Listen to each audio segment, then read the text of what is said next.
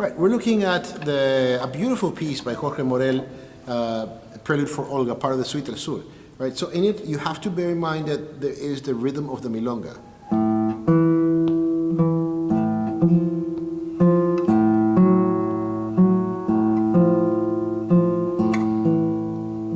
Right, so that needs to be present in the accompaniment.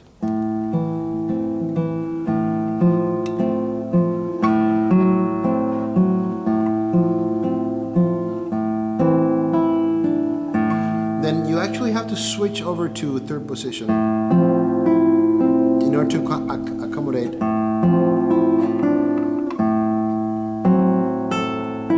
Right, accommodate this shift over here. Now in this chord there's a little bit of a misprint. You have this chord. The G is in the bar, but there's a 1 on an F. The F is actually played in both accounts by the pinky on the 6th fret, 2nd string, right?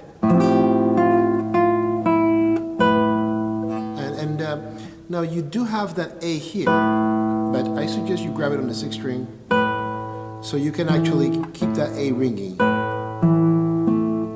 right?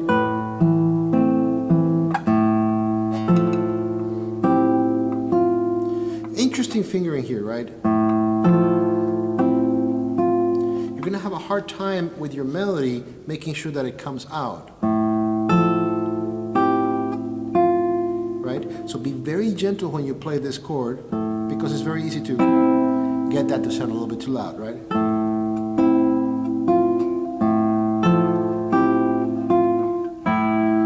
Right, and then here you have your F sharp again, probably best to. And then back over here, and again, this time he's asking you to have the A on the 6th string.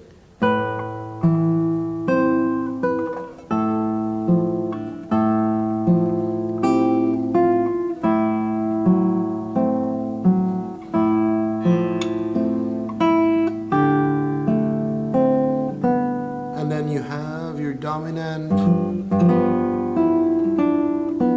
And here is interesting. You're holding on to that high G.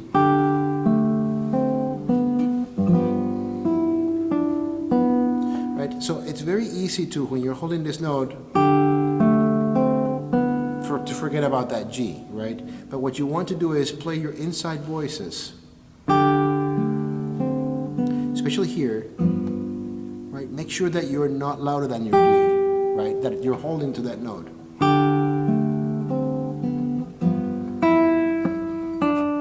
At that point you come off the G.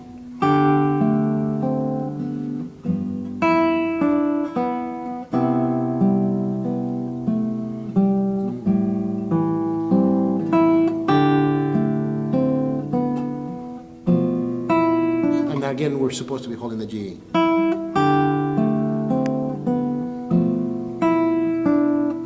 So the same story. It's very easy,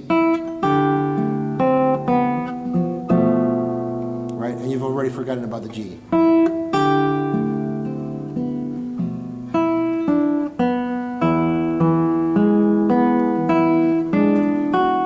F natural. But he's asking you to do that over here, which really makes sense. I'm talking about 1, 2, 3, 4th staff, the last measure, right? Take advantage of that E open to jump over to 6th position. And again, that A should be on the 6th string.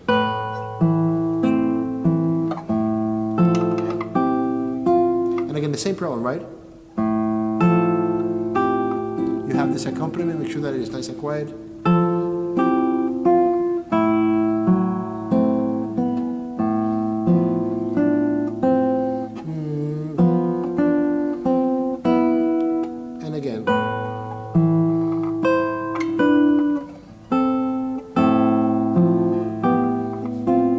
That's a lot of counterpoint, right? B's over here on the 3rd string, the melody's on the G, right? Your F and your C, and you could, he asks you to slide over here on the 7th fret 3rd string to grab the D. You have your 1st string open.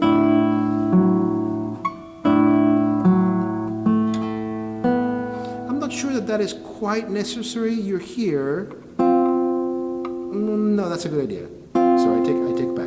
So slide your third finger over to the 7th fret. You have a stretch, but it really makes sense. You really want to keep that E and a little bit of that D ringing, right? Oh no, you want to hold on to that D. I take it back. It's tied over to the next beat.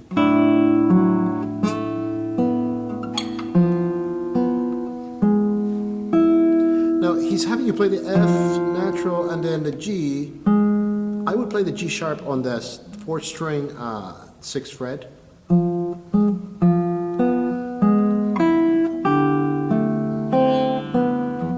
And then this is the same material as before.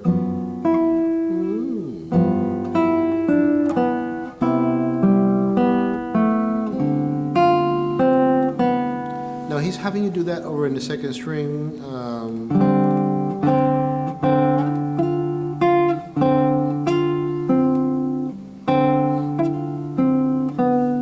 Let's see why he's having you do that. I think he's having you do that because it looks cool.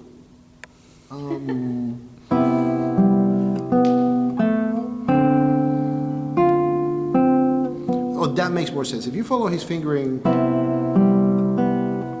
he wants to keep that in the same string. Not really necessary, but it looks cool. And then you get to bring this around. Okay, I take it back. Once you get to this chord, it really, there is some functionality to it. It's very legato, very beautiful fingering actually. My apologies to the composer. Thank you, maestro. Great fingerings.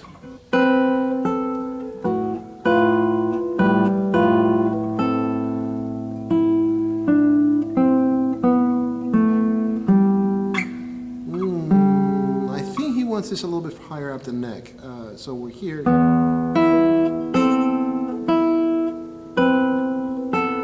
And then he wants you to jump and get this B over here.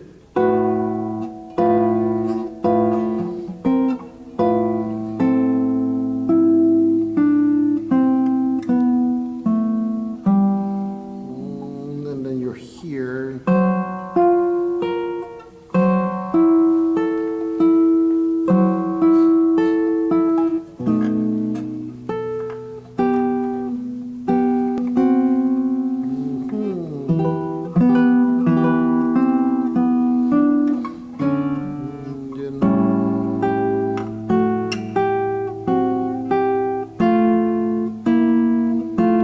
Chromaticism in it. Very beautiful writing. You stay in 5th position.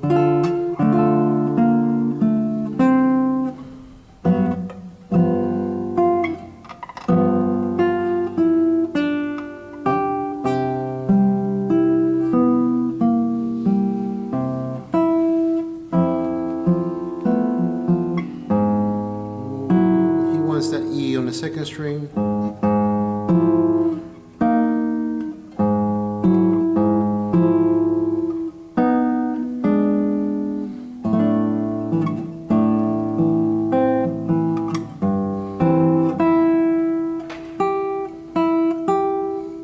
Many options. I would actually take that E and play the G over here, or here, so you can land your bar here. We're looking at 1, 2, 3, the 3rd line of the 2nd page.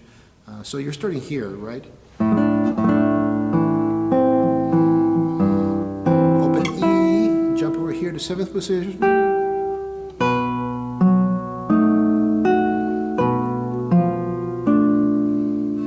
F natural, you're going to have to grab that on the 10th fret, and then G natural, Y3,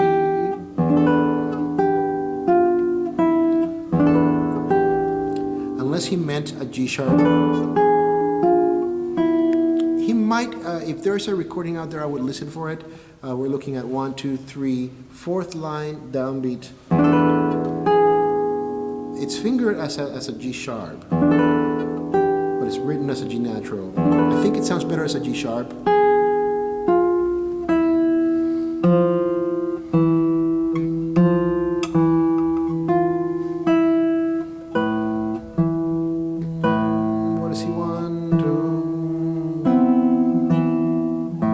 Very beautiful. It's kind of like a 9 chord. Right? 4th string. It's 9th fret, 5th fret, open E, right?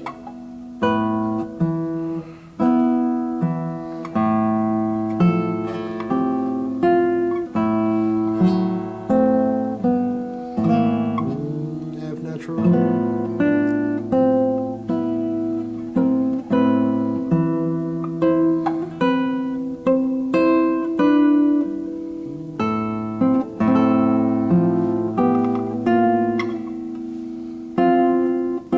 Again, the same fingering that he used before, right?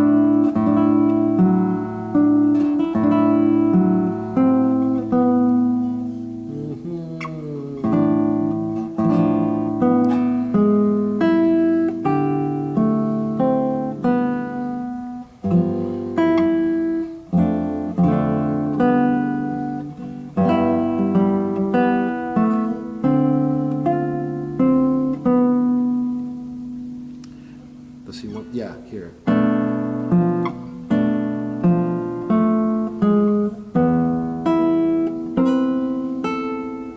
And then you want, what is it that you want? Yeah, me.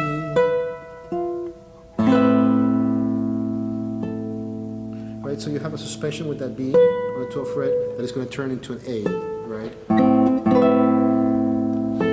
So for the very ending, you got this very beautiful, and then you're playing this, yeah, here.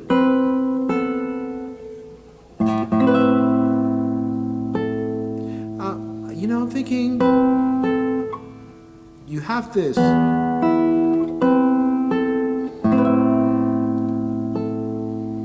I think that his fingering is more dramatic, so go ahead and use it.